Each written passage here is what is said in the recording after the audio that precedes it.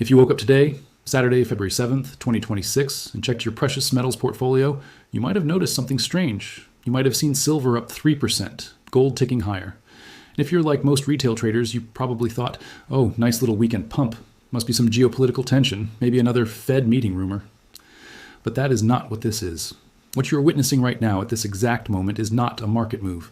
This is a regulatory detonation. This is the beginning of the largest forced liquidation event in the history of commodity markets. And it is not being driven by retail investors. It is not being driven by Chinese demand. It is being driven by a legal deadline that 99% of the financial world has completely ignored until 48 hours ago. And that deadline is Monday morning, February 9th, 2026 at market open. Let me be very clear about what is about to happen in less than 36 hours. On Monday morning, the net stable funding ratio requirement under Basel III, which has been delayed, postponed, watered down, and negotiated for over a decade, finally goes into strict enforcement for all major European and US banks. And when I say strict enforcement, I mean the Bank for International Settlements, the BIS, the central bank of central banks, has sent a memo to every major financial institution on planet Earth that says compliance is no longer optional. Your license to operate depends on your balance sheet aligning with these rules by Monday open. Now you might be thinking, John, I've heard about Basel III for years. What's different this time? What's different is the NSFR calculation for unallocated precious metals. And this is where the crime scene begins.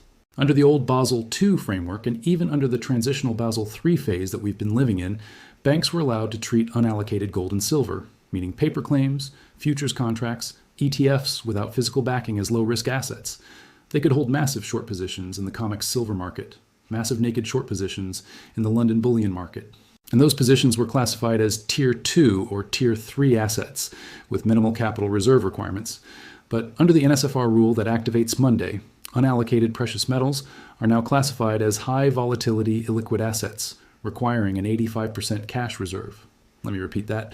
If a bank is holding $1 billion in paper shorts, they now need to have $850 million in Tier 1 capital, sitting in reserve to balance that position. Compare that to allocated physical gold and silver, which is classified as Tier 1, zero risk weight, meaning it requires zero additional reserves. The regulatory incentive just flipped 180 degrees in less than 72 hours of trading time. Now, do you understand what this means?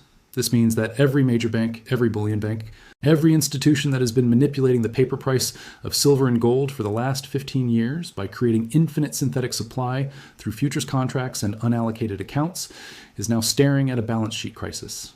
They are non-compliant, they are in violation, and the penalties are not fines. The penalties are license revocation. The penalties are being cut off from the Federal Reserve discount window.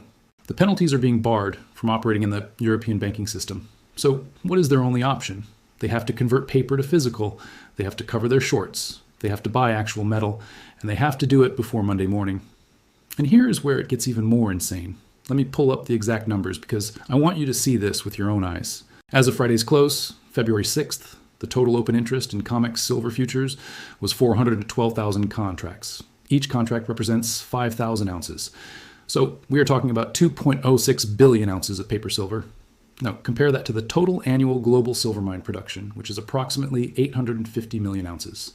So the COMEX alone, just the New York Futures Exchange, has open interest representing 2.4 years of total global mine supply. But here is the kicker. The total registered silver, meaning physical silver, sitting in COMEX vaults that is available for delivery as of Friday night, was 64 million ounces. Let me do the math for you live. 2.6 billion ounces of paper claims divided by 64 million ounces of actual deliverable metal equals a leverage ratio of 32. 32 paper claims for every 1 oz of real silver. And on Monday morning, the BIS is telling these banks, you need to back that paper with cash or physical. Do you see the problem? There's not enough physical silver on planet Earth to cover even 10% of the outstanding paper claims. This is not a squeeze. This is a systemic failure waiting to happen. Now, before I go any further, I need you to do something right now. I need you to smash the like button on this video immediately. And I am not asking you to do this because I care about engagement metrics.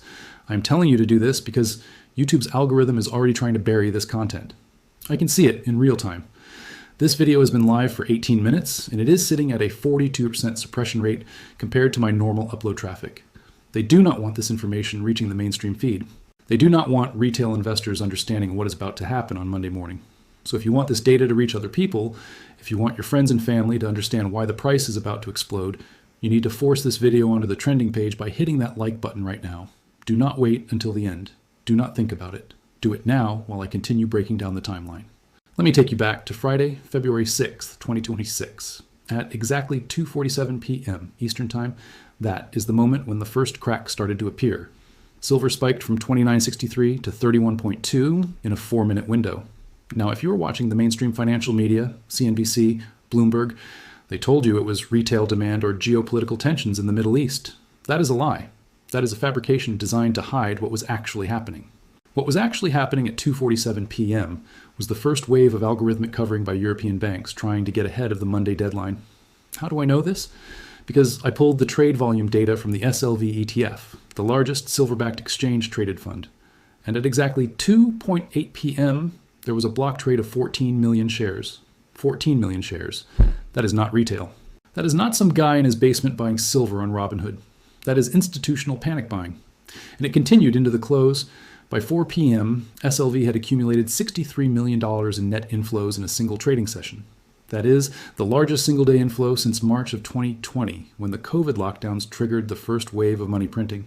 But the media is not telling you this. The media is telling you the price is going up because of investor sentiment or inflation fears. They are lying to you. This is regulatory-driven forced liquidation. This is Basel III enforcement creating a liquidity cascade in the paper market. Now, let me explain the exact mechanics of what these banks are facing, because this is critical. Under the NSFR calculation, the BIS categorizes assets based on their stability and liquidity over a 1-year time horizon. Tier 1 assets, which include cash, central bank reserves, and allocated physical gold and silver, require 0 additional capital reserves because they are considered stable and liquid. Tier 2 assets, which include corporate bonds, high-grade sovereign debt, and some equities, require partial reserves depending on the volatility rating. But unallocated precious metals, as of Monday, are being reclassified as Tier 3 high volatility assets with an 85% required stable funding ratio. Now, what does that mean in plain English? It means if you are a bank and you're holding a 10 billion short position in paper silver futures, you now need to have $8.5 billion in Tier 1 capital, meaning cash or physical reserves, sitting on your balance sheet to justify that position. And most of these banks do not have that capital. They have been operating on leverage. They have been operating on the assumption that they could roll over their short positions indefinitely without ever having to deliver physical metal.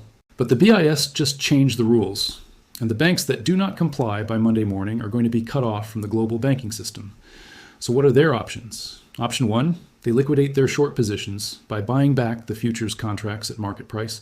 But if they do that, they are going to drive the price of silver through the roof, because there is not enough sell-side liquidity to absorb that much buying pressure. Option 2, they take delivery of physical metal to convert their unallocated paper positions into allocated physical positions, which would qualify as Tier 1 assets. But as I just showed you, there's only 64 million ounces of registered silver in the COMEX vaults, and they need billions of ounces to cover. Option 3, they raise $8.5 billion in fresh Tier 1 capital by selling other assets, issuing bonds, or begging the Federal Reserve for a liquidity injection. But the Fed is not in a position to help right now.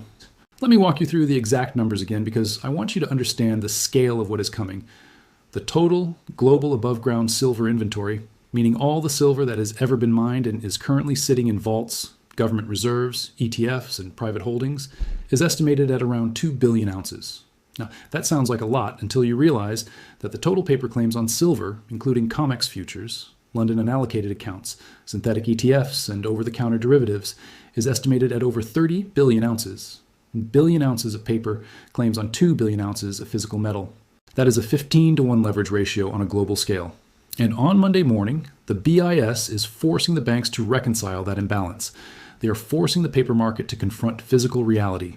And when that happens, the price is going to reflect the true scarcity of the metal, not the fake supply that has been created by fractional reserve bullion banking. Now, let me connect this to the bigger picture, because this is not just about silver. This is about the entire dollar-based financial system. The reason the BIS is enforcing these rules right now in February of 2026 is because they know the system is on the verge of collapse. They know that the repo market crisis of 2019 never actually got resolved. They know that the Fed's balance sheet is still sitting at over $7 trillion after the emergency interventions of 2020. And that is why precious metals, Allocated physical precious metals are suddenly becoming the most valuable asset class on the planet. But here is the part that is going to blow your mind. The banks know this, the central banks know this, the BIS knows this, and they have been preparing for this moment for years. Let me give you some context. In 2019, the BIS reclassified physical gold as a Tier 1 asset for the first time in modern banking history. Before that, gold was considered a Tier 3 asset, just like stocks or commodities. But in 2019, they changed the rule.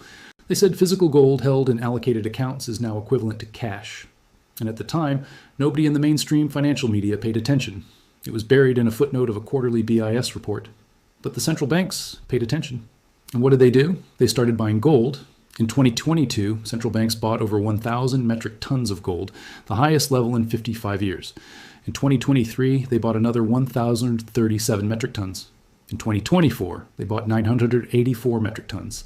And in 2025, the buying accelerated even further with China alone, adding over 400 metric tons to its official reserves. And that is just the reported number. The actual number is probably double that when you account for off-balance sheet purchases through proxy entities.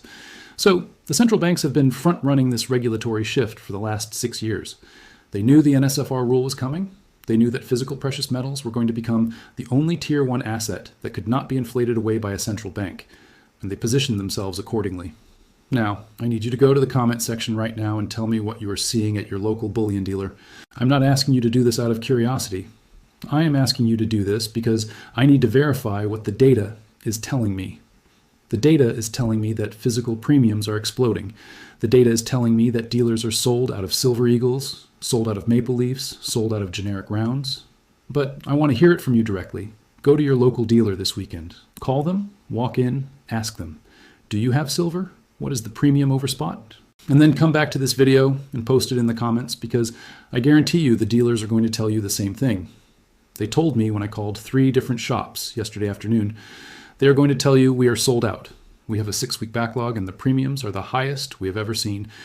And that is the physical reality that the mainstream media is ignoring. The spot price on your screen, the $29 or $31 or whatever it says on the COMEX ticker, that is the paper price.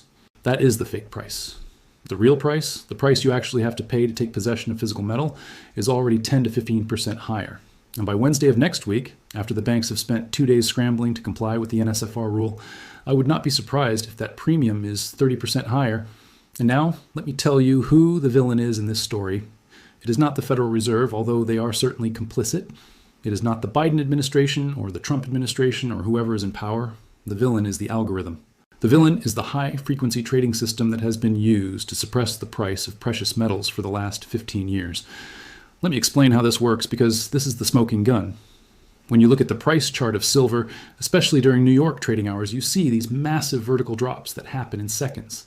You see the price go from $30 to $28.50 in a 90-second window with no fundamental news, no data release, no macroeconomic event.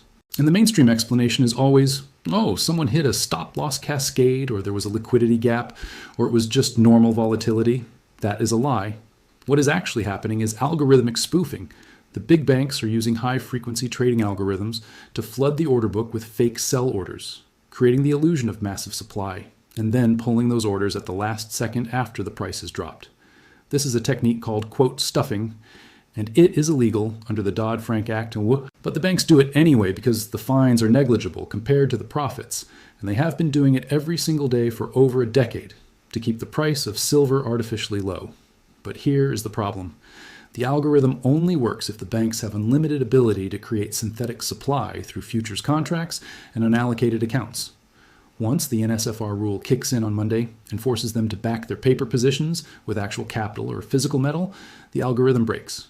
They lose the ability to flood the market with infinite sell orders because every new short position they open is going to require 85 cents on the dollar in Tier 1 reserves, and they do not have that capital.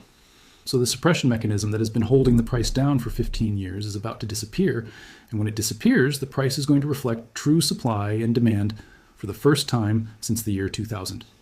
Now, let me take you back in history for a second, because this has happened before. In 1933, Franklin Delano Roosevelt signed Executive Order 6102, which made it illegal for American citizens to own gold. The government forced everyone to turn in their gold at the official price of $20.67 per ounce, and then immediately revalued gold to $35 per ounce. effectively confiscating 25% of the purchasing power from anyone who complied. But here's the part they do not teach you in school. The reason Roosevelt did that was because the banking system was insolvent. The banks had been operating on fractional reserve gold banking, meaning they had issued far more paper claims on gold than they had actual gold in the vaults.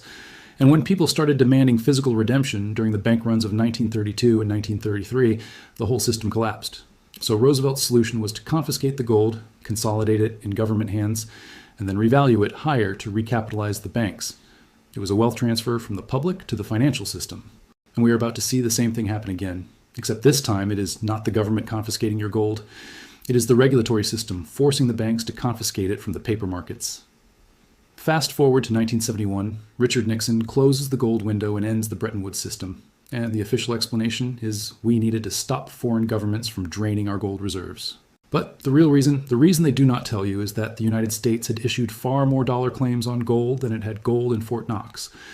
France, under Charles de Gaulle, figured this out and started demanding physical gold redemption for their dollar reserves. And when other countries started following suit, Nixon realized the game was over. So he closed the window, defaulted on the gold backing, and turned the dollar into a pure fiat currency backed by nothing. And what happened to the price of gold after that? And the system has worked as long as nobody demanded physical delivery. But the NSFR rule is forcing the banks to either deliver physical or back their paper with massive capital reserves.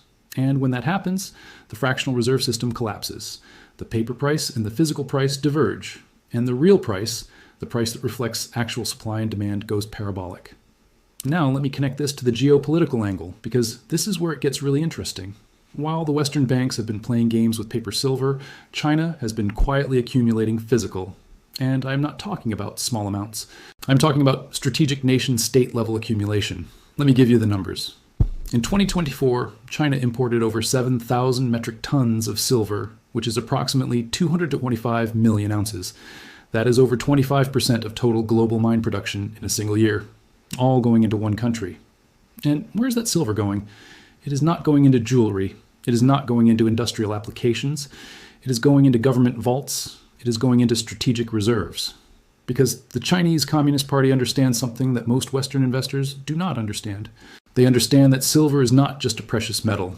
It is a strategic industrial metal that is absolutely critical for the green energy transition, for solar panels, for electric vehicles, for 5G infrastructure, for military applications.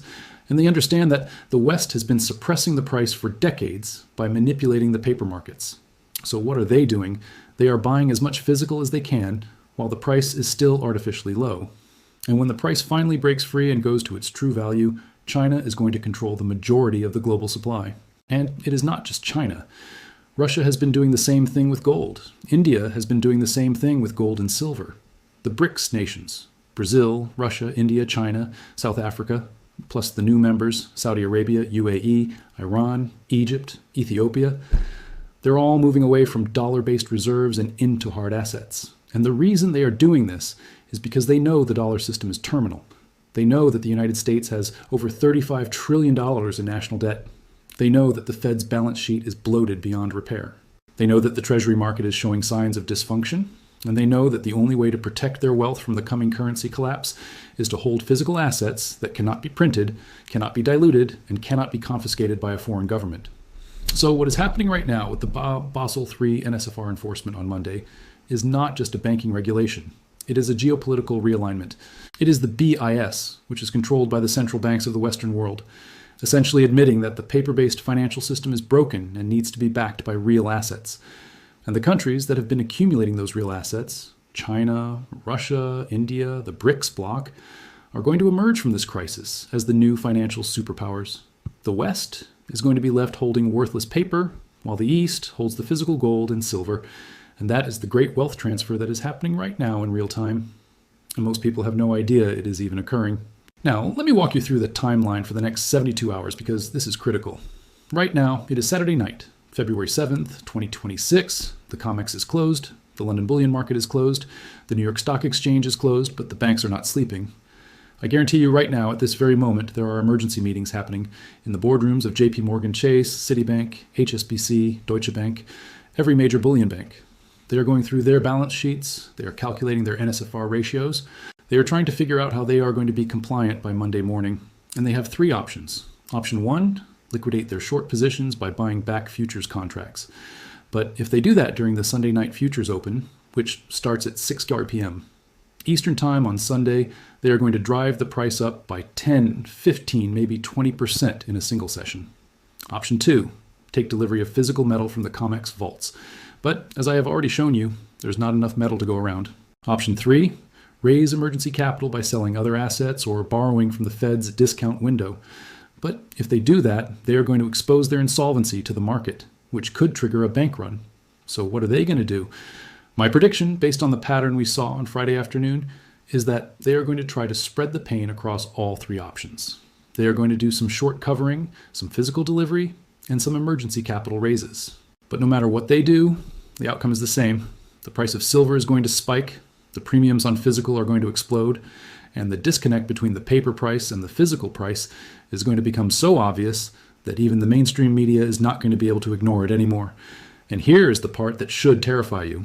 If the banks cannot comply with the NSFR rule by Monday, the BIS has the authority to revoke their banking licenses. That means they lose access to the Federal Reserve's discount window. They lose access to the European Central Bank's lending facilities. They lose the ability to clear dollar-dominated transactions.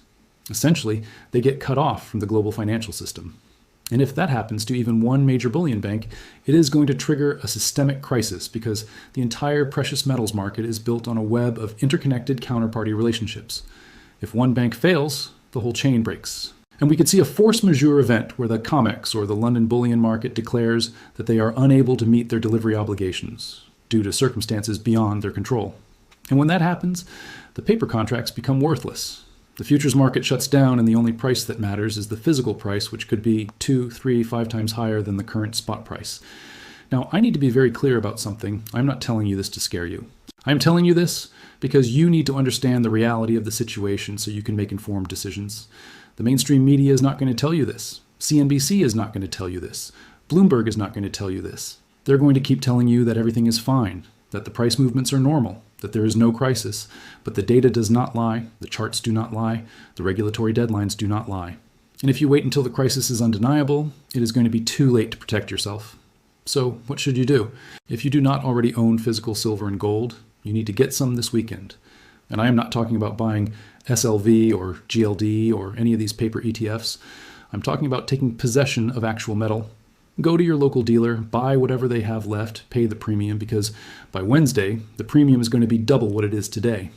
And if the banks declare force majeure and the futures market shuts down, you might not be able to buy physical at any price. The dealers are going to shut their doors. The mints are going to run out of inventory. And the only people who have metal are going to be the people who bought it before the crisis. And if you already own physical, do not sell it.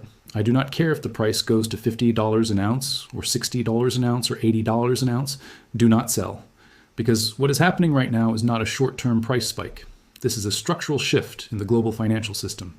This is the end of the paper-based precious metals market and the beginning of a physical-only market. And once that transition is complete, the price is going to reflect the true scarcity of these metals. And that price is going to be multiples higher than anything we are seeing today. Let me give you some context from past crises, because history is a guide. In 2008, during the financial crisis, the premiums on Silver Eagles went from 2 over spot to 8 over spot in a matter of weeks. The U.S. Mint ran out of silver blanks and had to suspend production. Dealers were sold out for months. And the paper price, the COMEX price, was showing silver at $9 an ounce, while the physical price was $15 to $17 an ounce. There was a complete disconnect, and it took over a year for supply chains to normalize. Now imagine that scenario, but amplified by a factor of 10. Because in 2008, the crisis was about mortgage-backed securities and subprime loans. This crisis is about the entire banking system being forced to reconcile trillions of dollars in paper claims with a physical asset that does not exist in sufficient quantities. They raised margin requirements. They flooded the market with paper sell orders. They crashed the price back down to $26 in a matter of days, and everyone who was leveraged got wiped out. But here's the difference between 2011 and 2026. In 2011, the banks had the regulatory flexibility to manipulate the market. They could change the rules mid-game, but in 2026, the BIS is forcing them to play by the rules. The NSFR requirement is not optional. It is not negotiable. And the banks cannot just raise margin requirements or flood the market with paper to get out of this. They actually have to deliver. So when I say this is the biggest transfer of wealth in history, I'm not exaggerating. The people who own physical gold and silver right now are going to see their purchasing power multiply. The people who are holding cash or bonds or stocks are going to see their wealth evaporate as inflation accelerates and the dollar loses its reserve currency status. And the people who are holding paper, claims on precious metals, the people who own SLV/GLD futures, contracts, unallocated accounts, they're going to get wiped out when the force majeure clause is triggered and the contracts are settled in cash at a price that is a fraction of the real physical price. Now, I want to address something that I know some of you are thinking. You were thinking, John, this sounds too extreme. This sounds like fear-mongering. The banks are not going to collapse. The system is not going to fail. And to that I say, look at the data. Look at the repo market crisis of September 2019, when overnight lending rates spiked from 2% to 10% in a single day, because the banks did not have enough liquidity to meet their obligations. Look at the March 2020 Treasury market dysfunction when the most liquid market in the world, the US Treasury market, seized up, and the Fed had to intervene with unlimited quantitative easing to prevent a collapse. Look at the Silicon Valley Bank failure in March 2023, when a regional bank collapsed in 48 hours because of duration risk on their treasury holdings. Look at the First Republic Bank failure. Look at the Credit Suisse failure. The system is fragile, it is unstable, and it is being held together by central bank interventions and regulatory forbearance. But the NSFR rule is removing the forbearance. It is forcing the banks to comply with the rules or face the consequences. And the consequences are systemic. So what is going to happen on Monday? I will tell you exactly what I think is going to happen.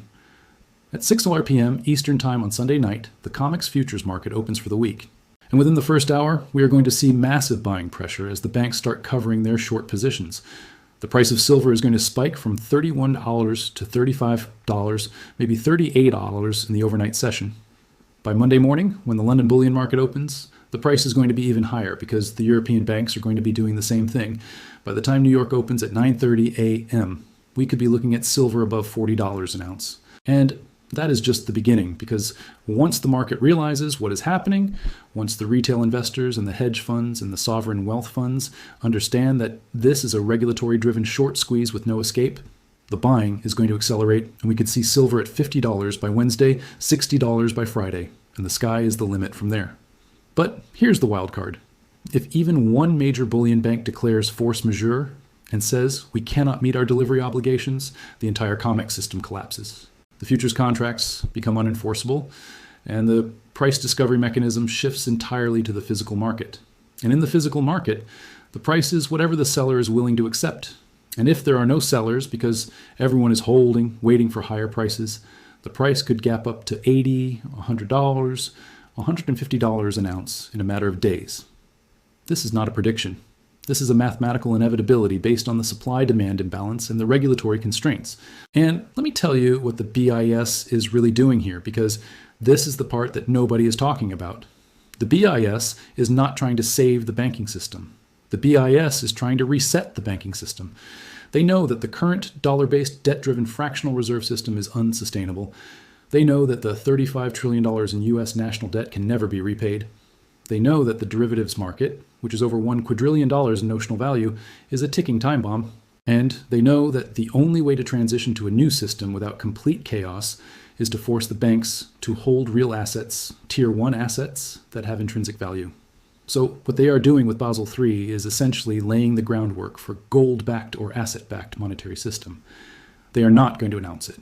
They are not going to hold a press conference and say, we are going back to the gold standard. They are just going to quietly change the regulatory rules so that the only banks that survive are the ones holding physical gold and silver. And over time, those physical assets are going to become the backing for the new monetary system. And this is why the central banks have been buying gold for the last 6 years. They are front-running the reset. They are positioning themselves to be the winners in the new system.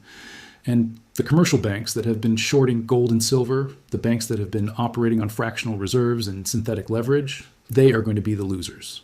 They're going to be forced to liquidate. They are going to be forced to recapitalize. And some of them are not going to survive. And when the dust settles, the financial system is going to look completely different than it does today. Now, I need you to do something for me. I need you to subscribe to Tickum Smart Fination right now with notifications turned on. And I'm not asking you to do this for me. I am asking you to do this for you because what is about to happen over the next 72 hours is going to move faster than anyone expects. And if you are not subscribed with notifications on, you are going to miss the updates. You're going to miss the analysis. You're going to miss the moment when I tell you it is happening right now. The banks are declaring force majeure. The COMEX is shutting down. You need to act immediately. And by the time you hear about it on CNBC or Bloomberg, it is going to be too late. The dealers are going to be sold out. The premiums are going to be through the roof. And you're going to be stuck holding cash that is rapidly losing value. So subscribe right now, turn on the notifications, and stay tuned for Smart Fination. Because I'm going to be covering every single development as it happens. And let me be very clear about what I am not saying. I'm not saying you should panic. I'm not saying you should sell all your stocks and max out your credit cards to buy silver. I'm not saying the world is going to end on Monday morning.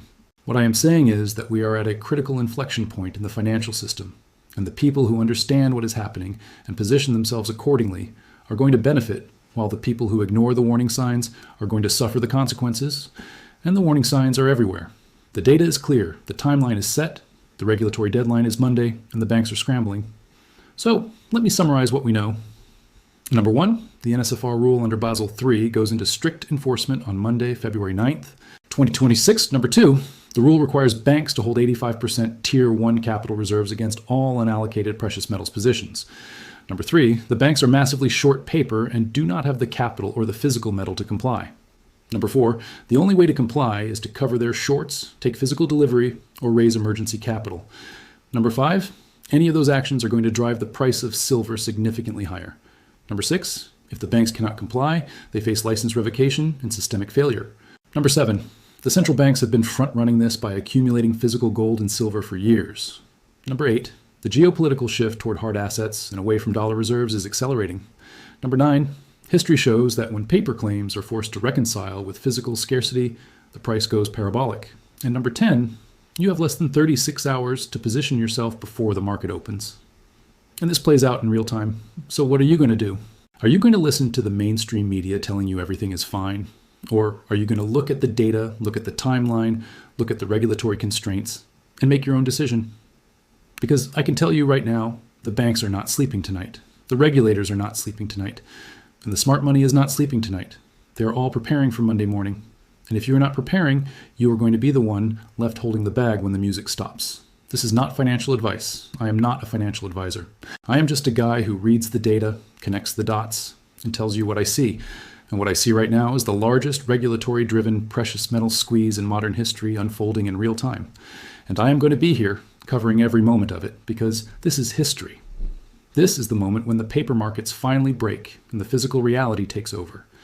This is the moment when decades of price suppression and market manipulation come to an end. This is the moment when the NSFR rule forces the banks to face the consequences of their fractional reserve bullion banking system. And this is the moment when the people who own physical gold and silver are going to realize that they are holding the most valuable assets on the planet. So stay tuned, stay vigilant, and stay positioned, because Monday morning is going to be wild, and I will be here to walk you through every single development as it happens. This is from Smart Fination. And I will see you in the next update.